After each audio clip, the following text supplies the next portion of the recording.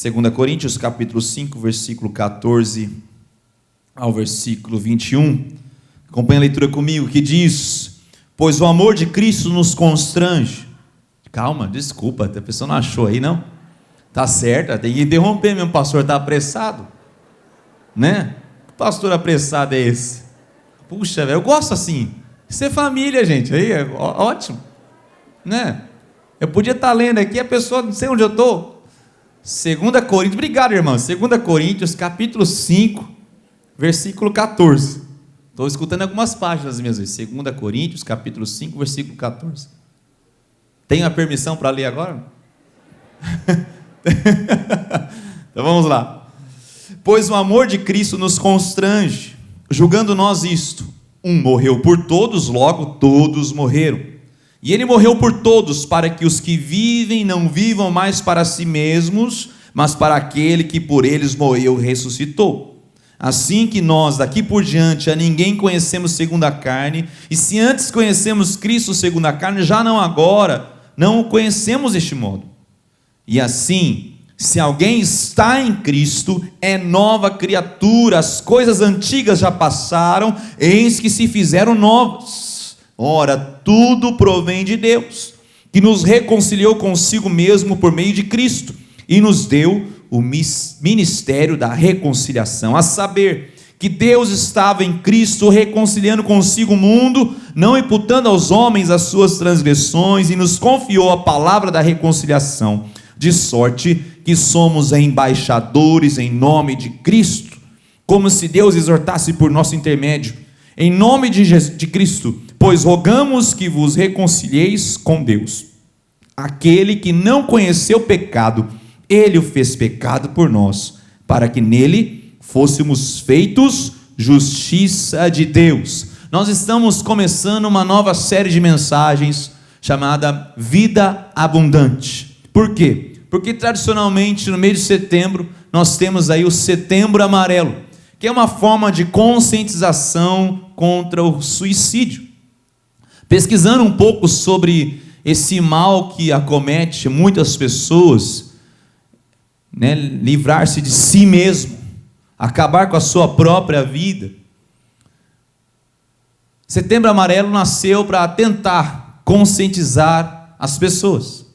Mas eu posso fazer campanhas e mais campanhas, mas nós temos a verdadeira conscientização que se chama Jesus Cristo. E Jesus Cristo nos dá vida, vida em abundância, vida abundante. Não é apenas uma sobrevivência, nós não estamos aqui para apenas sobreviver, mas para viver de modo digno que glorifique a Deus. Setembro Amarelo tem algumas datas aqui, alguns pontos aqui importantes que eu vou colocar aí no telão. Primeiro, olha só. Foi criado pelo Centro de Valorização à Vida e algumas instituições, aproveitando o Dia Mundial da Conscientização da Prevenção do Suicídio, que é dia 10 de setembro. Maior número de suicidas estão entre 15 e 29 anos. Os jovens são acometidos por isso. E olha só, no mundo, estima-se que a cada 40 segundos ocorre um suicídio. 40 segundos, alguém entrega a sua própria vida, desiste de si mesmo. Você sabe que isso não é falado nas mídias, que isso é escondido, mas em Londrina, toda semana nós ouvimos algum relato. Nossos pastores recebemos os relatos de pessoas jovens, homens e mulheres, que desistem de si mesmos. A Organização Mundial da Saúde diz que 800 mil pessoas tiram a própria vida todos os anos. E eu me deparo com um texto do apóstolo Paulo, versículo 17: se alguém está em Cristo, é nova criatura, as coisas antigas já passaram, eis que se fizeram novas. Que palavra maravilhosa para usarmos nesse mês de conscientização, muito mais do que da vida física, eu estou falando da vida plena, que só Jesus Cristo pode nos dar. O contexto da escrita dessa carta do apóstolo Paulo, ele escreveu a primeira carta e a segunda carta, ele escreve o seguinte: o motivo foi um ataque à liderança do apóstolo. Achavam que ele não era líder. Na primeira carta ele mostra alguns conceitos para que a igreja pudesse trilhar. A igreja em Corinto foi uma igreja que deu muito trabalho para ele, por isso que eu falo, os corintianos têm que tomar cuidado. Eu estou falando do povo aqui, tá? Vocês entenderam, né? Toma muito cuidado, porque esse povo dá muito trabalho. Até para o apóstolo Paulo, coitado. Mas então ele foi desafiado. Como assim? Qual a sua autoridade para falar sobre isso? Então, ele desafiado em sua liderança, ele vem e escreve a sua segunda carta. E ele começa a dizer, você não tem que olhar para as pessoas pelas suas qualidades, pelos seus diplomas, mas sim pelo que Cristo fez na vida dela. Quando olhamos para uma pessoa, nós não analisamos a conta bancária dela, os diplomas que ela tem, a história que ela tem, porque ele fala, se alguém está em Cristo, é nova criatura. Eu preciso ignorar o passado dela, porque se ela foi transformada por Cristo, a sua visão de mundo, as suas ações, quem ela é mudado também. É nova criatura. Nós vamos ver um pouco sobre isso. Algumas lições aqui ficam claras. A primeira, eu quero ir direto para o assunto. A primeira é a importância de estarmos unidos em Cristo. Essa união em Cristo é especial. Essa palavra unidos em Cristo, para Paulo, ela mostra que você só pode desfrutar dessa nova vida se eu e você entendemos o Evangelho. O pessoal pode passar o slide, por favor. Mais 2 para frente que eu estou indo mais um, por gentileza. Aí, unidos em Cristo. Só quando eu e você compreendemos e entendemos o Evangelho de Cristo. Ele não fala, você vai ter vida se você obedecer esses e esses preceitos. Não. Ele não fala, você vai ter vida se você frequentar tantas vezes a igreja. Você não vai ter vida se você deixar de fazer isso e fizer aquilo. Não. Se você está em Cristo. Essa expressão muito usada pelo apóstolo Paulo, ela é muito rica. A pergunta é, o que é estar em Cristo? Como eu posso desfrutar dessa união em Cristo? Primeiro, eu tenho que entender o que Cristo fez por mim. Tem uma versão das Escrituras que se chama A Mensagem. Eugene Peterson, esse pastor que fez essa versão, eu vou ler aqui o versículo 14 e 15, você só vai escutar. Ele fala o seguinte: um homem morreu por todos. Essa realidade põe todos no mesmo barco. Ele incluiu todos em sua morte, para que cada um fosse também incluído em sua vida, uma vida ressurreta, incomparavelmente melhor que qualquer outra já vivida. Ele fala, porque Cristo morreu, e eu estou incluso na morte dele, eu também posso estar em Cristo, e viver uma vida incomparavelmente melhor do que qualquer outra já vivida. Então aquele que tem Cristo no coração, ele não inveja a vida do outro, porque a vida não é medida pelo que nós temos, ou por onde podemos pisar, ou por onde podemos jantar. A vida não é medida pela roupa que eu e você vestimos. A vida é medida pela liberdade que você tem de dar que o Espírito Santo de Deus mude a sua vida. A vida realmente é medida por estar ou não estar em Cristo. Por isso que ele fala, se alguém está em Cristo, é nova criatura. Não tem conversa, não tem como discutir isso. E ele fala, um morreu por todos. Jesus não foi um suicida. Jesus não foi um desavisado que estava no lugar errado, na hora errada, e que foi crucificado de forma enganosa. Não. Jesus sabia quem ele era. Ele era o Filho de Deus. Jesus sabia qual era a sua missão: morrer na cruz e ressuscitar por nós. Por isso que ele fala, a morte de Cristo inclui cada um de nós. Isso é maravilhoso. Por isso que eu e você não precisamos dar cabo da nossa vida. E eu não estou falando nem quando você encontra um processo de suicídio, eu não estou falando isso, mas muitas pessoas não entendem que podem viver uma vida em abundância hoje, aqui e agora. E quando eu falo de abundância, mais uma vez, você já entendeu, eu não estou falando de quanto você pode alcançar nessa vida, muito mais do que isso. Mesmo porque aquele que se suicida, muitas vezes até tem muito dinheiro, vive até muito bem. Ou seja, não são os bens que nos fazem diferentes, mas é estar em Cristo. Se alguém está em Cristo, estar em Cristo me dá algumas coisas aqui que eu entendo que somos exclusivos. Estar em Cristo é aquele que pertence a Cristo. 1 Pedro capítulo 2, versículo 9, fala que vós sois nação santa, sacerdócio real, raça eleita, propriedade exclusiva. Ele fala, nós pertencemos a Cristo, eu e você temos alguém a quem pertencer, alguém nos comprou com alto preço. Nós celebramos agora a ceia e entendemos isso, não foi de graça. Eu e você, para estarmos em Cristo, nem mesmo escolha nossa foi, mas foi uma escolha de Deus para nós. Ele escolheu ir para a cruz, porque era necessário derramar seu sangue para purificar o nosso pecado. Então eu pertenço a Cristo. Segundo, eu vivo na esfera do poder de Jesus Cristo. Isso é maravilhoso, você devia dar glória a Deus por isso. Eu e você vivemos na esfera do poder de Deus. Quando nos unimos, como diz a canção, nosso encontro é casa. Há um sentimento de pertencer. Quando nos unimos, entendemos o que é comunhão. Quando nos unimos, entendemos o que é orar e interceder uns pelos outros. Quando nos unimos, experimentamos milagres extraordinários. Extraordinários. O que Deus tem feito nesses últimos dias na igreja dele, em nosso meio de forma particular, é tremendo. Pessoas que estavam desenganadas, entubadas há tanto tempo, estão em suas casas abraçando suas esposas e filhos.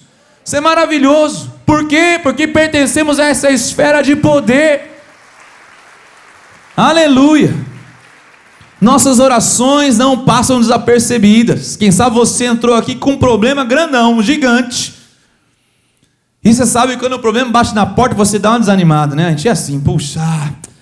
Mas não esqueça, você vive na esfera, no alcance do poder de Deus, e basta uma palavra desse Deus e as coisas mudam.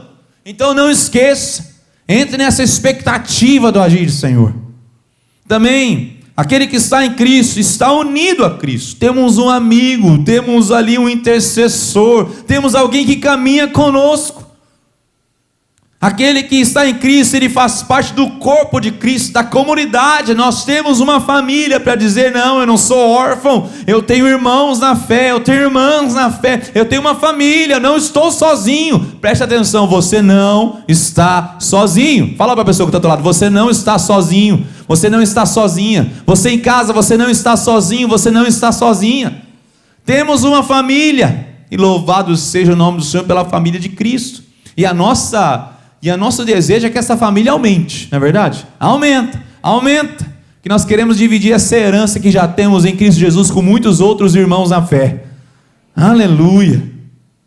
Cristo deve ser e sempre será nossa constante referência para todo o procedimento. Se alguém está em Cristo, o seu trabalho tem que ser diferente. Se alguém está em Cristo, a sua maternidade, mulheres, tem que ser diferente. Se alguém está em Cristo, a sua educação para os seus filhos tem que ser diferente, porque a nossa referência não somos nós mesmos, mas é Cristo. O que é uma referência? É um ponto de referência. Quando alguém fala para você, vai no endereço tal, você tem um ponto de referência, não é assim que a gente pergunta? Perto da loja tal, perto do edifício X, é assim, porque nós precisamos de referências. Se você não tem uma referência adequada, vamos fazer que nem o mundo. Se você pergunta para a sociedade o que é certo e errado, cada um fala uma coisa. Daqui a pouco o que é errado hoje, amanhã será certo. Nós estamos vendo uma inversão de valores. Me vem à mente aqui, eu não vou lembrar do nome, mas de um senador americano, lá no Congresso americano, tendo o momento da fala dele, quando naquele dia o seu estado estava aprovando a lei do aborto. E ele dizia que há 50 anos atrás, daquela data, nunca pensariam em falar sobre aborto. Mas hoje, naquele dia, ele estava entristecido, com lágrimas nos olhos, dizendo, sim, o aborto foi aprovado. E ele lamenta, porque quem sabe daqui 50 anos, na voz desse homem, estaremos aqui aprovando que a pedofilia é apenas uma patologia. Legalizando até mesmo a pedofilia, porque os valores do mundo estão invertidos. Totalmente invertidos. Quando Cristo não é referência, nós não temos referência nenhuma. O que vai ser referência se não for Cristo? O governo? Nem mesmo ele sabe qual é a referência. Nós vemos no nosso judiciário. Qual é a referência? Nem mesmo a Constituição é tomada como referência nesse país. Nossa referência vai ser o quê? Os nossos amigos? Vai ser o que a sociedade diz que é certo e que é errado? Não, Cristo, e ponto final, é a nossa referência. Então quando você tem a dúvida, olhe para Cristo. Não precisa nem perguntar para mim, para os pastores.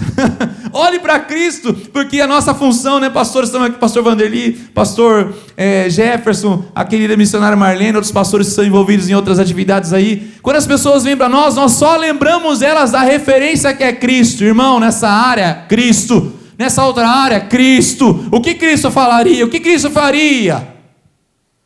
Unidos em Cristo. Se alguém está em Cristo. Mas é preciso também permanecer em Cristo. Através de uma vida de entrega, dependência do Senhor. Através de uma vida que diz não ao passado pecaminoso. E aqui vem a segunda lição. A velha vida se foi. Posso ouvir um amém para isso ou não? Tem gente que vai contar o testemunho, conta do que fez no passado, parece que ele está contando um tesouro que ele tem guardado numa sala de troféus dentro da sua casa. Para com isso. A velha vida se foi. Se um dia você for contar o testemunho, eu quero ver você corado de vergonha. Ele não é mais meu troféu, só se for troféu da sala de troféus do inferno. Mas a mudança que Deus faz na nossa vida, sim, deve ser um troféu. E Jesus é o nosso troféu, porque a velha vida se foi. Eu usei uma imagem de um retrovisor. Quando olhamos para quando estamos dirigindo, você não olha para o retrovisor para ver a direção para que você vai. Você só vê referências. Você lembra de onde você estava. Você lembra de onde você veio. Retrovisor não te dá direção. Ele só lembra de onde você veio. Da onde você foi tirado. Quando olhamos para a nossa vida, temos que olhar de onde Deus nos resgatou e de onde queremos ir, é com Cristo Jesus, porque essa velha vida se foi, nós precisamos abandonar as velhas práticas pecaminosas. E como saber dessas velhas práticas? Vamos de novo, qual a nossa referência? A sociedade? Não, é o nosso coração. Há uma ideia de que você tem que fazer o que te faz feliz. Na mídia nós olhamos, isso te faz feliz, ai que bom, que delícia, te faz feliz, está ótimo. Que absurdo é isso? Imagine se você por um instante, olhe para a sua vida passada, se você fizesse o que você achava que te faria feliz lá no passado, deu certo? Tenho certeza que existem, todos aqui queriam mudar alguma coisa que fez no passado, porque antes achavam que ia ser feliz. Achava que era a melhor decisão que estava tomando, segundo o seu coração. Nosso coração, de acordo com a palavra, é enganoso. Ele nos engana. Ele nos engana. Nossa referência não é o coração. Eu preciso ouvir a voz do Espírito Santo de Deus. Nosso Senhor Jesus Cristo, está relatado no Evangelho de João, quando ele fala, eu preciso ir, convém-vos que eu vá, porque se eu não for, o Consolador não virá para vós outros. Se porém eu for, eu vou lhe enviarei. Quando ele vier, convencerá o mundo do pecado, da justiça e do juízo. Quem nos convence das velhas práticas pecaminosas? O Espírito Santo de Deus. Ele que precisa nos convencer. Na dúvida, ore. Espírito Santo de Deus, traga clareza à minha mente, ao meu procedimento. Eu quero mudar. Mostre para mim o que está errado, onde eu preciso ser transformado. Porque essa união em Cristo, ela anula, ela quebra essa cadeia que nos prende ao passado pecaminoso. Se Deus quer, você pode. Se Deus quer, você pode. Quem sabe você quer romper com alguma área da sua vida que você vive escravizado por esse pecado. Se Deus quer, você pode. Ore a Deus, peça ao Espírito Santo de Deus te convencer, para que haja uma mudança, uma transformação, realmente, radical. O próprio apóstolo Paulo também, escrevendo sua carta aos Gálatas, ele fala o seguinte, já não sou eu quem vive, mas Cristo vive em mim. Ele fala, não sou eu, mas quem dá as ordens, que dá a pauta da minha agenda, mas é Cristo que vive em mim. Não sou eu mais que bolo os meus afazeres, mas é Cristo que vive por intermédio de mim. Por isso que eu tenho que buscar essa transformação do coração, e não a transformação comportamental. Você sabe, Se eu procurar mudar comportamentos, você vai conseguir fazer isso durante alguns meses, enganar as pessoas durante alguns meses, mas se não for uma mudança do coração, o comportamental, ela tem prazo de validade. Quando Deus muda o coração, até mesmo os comportamentos mudam de forma duradoura. É uma mudança que é fruto de um arrependimento e não de remorso. Já viu aquela expressão lágrimas de crocodilo? São bonitas, né? Mas são lágrimas de crocodilo. Por quê? Porque é só de remorso. Ela até entende que ela fez errado. Ela entende aquele momento, ela se entristece, mas só por aquele, porque no dia seguinte ela vai voltar a fazer. Porque não houve arrependimento. Não só isso. Transformação do coração muda a essência. Quando não é do coração, muda a forma. Ela para de pecar nisso, mas ela acha outra coisa para continuar pecando. Para como se fosse uma substituição do seu pecado. Transformação do coração é duradoura. Ela é real. Porque a velha vida se foi. Romanos 12, versículos 1 e 2, eu vou lembrar para você, ele fala: rogo-vos, pois, irmãos, pelas misericórdias de Deus, que apresenteis o vosso corpo por sacrifício vivo, santo e agradável a Deus, que é o vosso culto racional. E não vos conformeis com este século, mas transformai-vos pela renovação da vossa mente, para que experimenteis qual seja a boa, agradável e perfeita vontade de Deus. Há uma transformação de mente. Ele fala: não vos conformeis, não vamos nos amoldar a essa sociedade, cada dia está mais difícil. Ontem estávamos conversando com um casal de amigos, e ela estava falando o seguinte, que no futuro, daqui a pouco, nós vamos ser pessoas que falam coisas incoerentes com os valores da sociedade. Parece que nós vamos ficar sozinhos, cada dia mais a igreja parece uma ilha de valores cristãos no meio de uma sociedade corrupta. Cada dia mais as pessoas começam a assustar com as nossas atitudes. Cada dia mais as pessoas começam a assustar quando você demonstra preocupação por alguém, porque isso não é mais a realidade da sociedade. Cada dia mais alguém fica preocupado quando vê um adolescente, um jovem que é virgem e está esperando o casamento. Eles acham isso como? Parece um alienígena, veio de onde? De Marte, de Plutão, da onde? Porque o mundo não está acostumado mais com os valores que carregamos. Eu e você vivemos um dos momentos mais difíceis da sociedade. Mas, se alguém está em Cristo, é nova criatura. As coisas velhas ficaram para trás, eis que tudo se fez novo. Eu quero encerrar dizendo que é uma nova vida florescendo. Uma nova vida que floresce. Essa expressão nova criatura é linda, porque ela fala de algo original, algo nunca visto antes. Não é uma reforma. O que Deus vem fazer na vida de alguém não é uma reforma, não. Você já é bom, você só precisa de uns detalhes aqui. Não, você já é uma pessoa extraordinária, eu só vou mudar alguma coisinha em você só precisa de... Não, ele fala: vim fazer algo totalmente novo, algo nunca visto antes. Isso me levou à história de Nicodemos. Evangelho de João, capítulo 3. Nicodemos, ele queria bater um papo com Jesus. Ele queria entender o que Jesus pregava. Então Nicodemos, ele vai na calada da noite para conversar com Jesus. Você chega a Jesus e começa a ter uma conversa com Jesus, e Jesus diz: Nicodemos, é necessário nascer de novo. Nicodemos faz a seguinte pergunta: mas como que eu vou entrar no ventre da minha mãe de novo e nascer de novo? Como é que dá esse processo?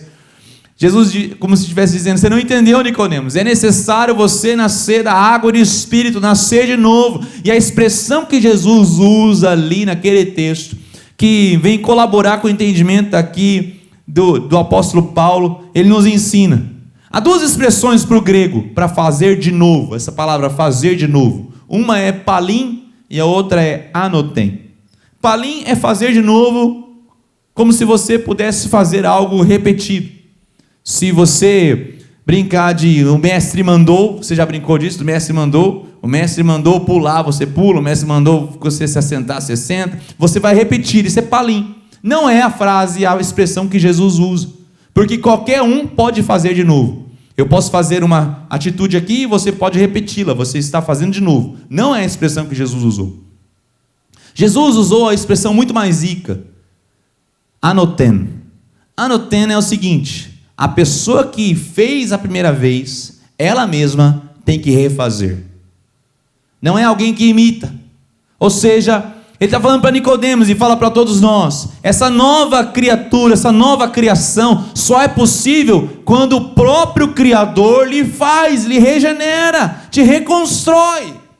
Ele está falando que Deus, ele assume a responsabilidade de tomar você e eu nas mãos dele e nos refazer novamente, segundo a sua vontade.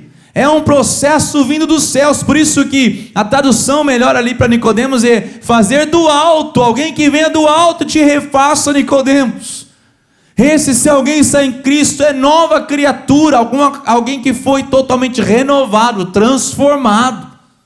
Aí sim eu posso experimentar essa vida que floresce, essa vida que dá frutos, essa vida que não é abatida pelas angústias desse tempo, essa vida que está firme em Cristo Jesus, porque eu sei quem eu sou e aonde estou nas mãos de Deus. Essa vida que olha para o passado como se olha para o retrovisor, apenas para pegar referência e não para pegar direção. Essa vida que não é pautada pelas derrotas do passado, mas sim pelas expectativas das vitórias do futuro em Cristo Jesus.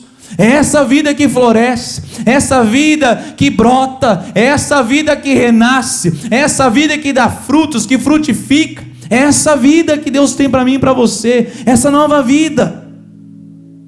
Essa vida que já não julga mais as coisas com as medidas que o mundo utiliza.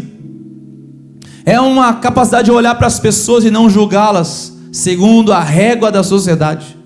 É uma vida que não atribui às coisas os valores que o mundo lhe dá. Isso é muito importante, isso é essencial. Peraí, o que é essencial? A não ser Jesus na vida de uma pessoa. É uma vida que gera frutos, e frutos de amor. É uma vida que é fruto do amor constrangedor de Deus, que enviou o seu Filho Jesus para morrer. É uma vida fruto de uma entrega, que é Jesus Cristo. É uma vida transformada. É uma vida que tem algumas missões. Ele fala, existe o ministério da reconciliação. É uma vida que não quer vir sozinha para o culto. É uma vida que faz questão de trazer mais pessoas com ela. Eu não estou falando do culto, hora marcada, 10, 19 horas na igreja. Estou falando do culto na presença de Deus. É uma vida que é pautada por uma missão maior que Ele mesmo. Reconciliar as pessoas com Deus, através da pregação do Evangelho. Por quê? Porque é uma vida que é embaixador. Eu e você somos embaixadores. Preste atenção. Eu e você somos representantes máximos dos céus na terra. Quando falamos, oramos, dobramos nossos joelhos pela nação, estamos representando os valores de Deus na terra.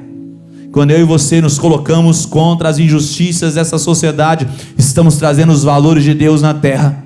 Quando você esteve aqui no dia 1º de setembro, ou na sua casa, onde você esteve, orando e jejuando, quando nós convocamos aquele jejum, nós estávamos rogando os valores de Deus na terra. Quando estamos dizendo não à corrupção, dizendo que está errado isso, estamos trazendo os valores de Deus à terra. Nós não vamos parar. Não vamos parar. Contei isso aqui, eu quero contar mais uma vez, encerrando. O pessoal do louvor pode entrar. Estava conversando sobre a situação que estamos vivendo enquanto nação, e um dos discípulos da igreja disse: mas pastor, a tendência não é as coisas piorarem, a tendência não é as coisas irem de mal a pior, segundo as escrituras. Realmente, as coisas vão apertando, o eixo vai se fechando, de perseguição à igreja, mas não é por causa disso que eu preciso ficar quieto. Não é por causa disso que eu preciso me calar. Eu preciso me posicionar sim. Eu preciso dizer não à corrupção sim. Eu preciso dizer não à injustiça sim, quando eu vê-la. Quem sabe eu e você podemos salvar uma família antes. Quem sabe eu e você, contra a ideologia de gênero, podemos salvar uma geração que se vem, dos nossos filhos, dos nossos netos. Quem sabe eu e você, nos posicionando verdadeiramente, podemos trazer um pingo da justiça dos céus na terra. Cabe a mim e a você tomarmos essas atitudes. E não só de joelhos no chão, mas de lábios abertos, atitudes concretas. Você vê toda a Bíblia que homens de oração, mas homens de ação. Os discípulos não ficaram apenas ali esperando ser revestidos do Espírito, mas ao serem revestidos do Espírito, eles foram em praça pública começar a pregar o Evangelho.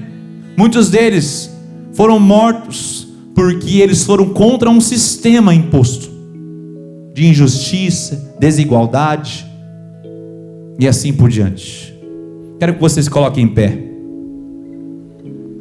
Essa vida abundante é fruto de uma transformação, querido. Se alguém está em Cristo, é nova criatura. As coisas velhas ficaram para trás, eis que tudo se fez novo. Levante uma das suas mãos, comece a agradecer pela sua nova vida em Cristo Jesus nessa manhã. Fala: obrigado, Senhor, obrigado, Jesus, obrigado porque eu verdadeiramente posso desfrutar do cuidado, da graça do Senhor, dessa nova vida. Quem sabe você que ainda não desfrute, confesse isso, confesse Jesus Cristo como o Senhor e Salvador da sua vida nessa manhã. Fala: Jesus, eu quero essa vida na minha vida, eu quero essa vida dentro da minha casa, eu quero essa vida, Senhor, no meu lar, no meu coração, no meu trabalho, na minha cidade, na minha nação. Eu quero isso, Pai. Pai, sela essa verdade sobre os corações. Realmente o Senhor seja Rei, Senhor, e que possamos ter o entendimento claro de que estamos em Cristo, unidos em Cristo, abençoados por Cristo, em nome de Jesus. Você pode dizer amém? Amém.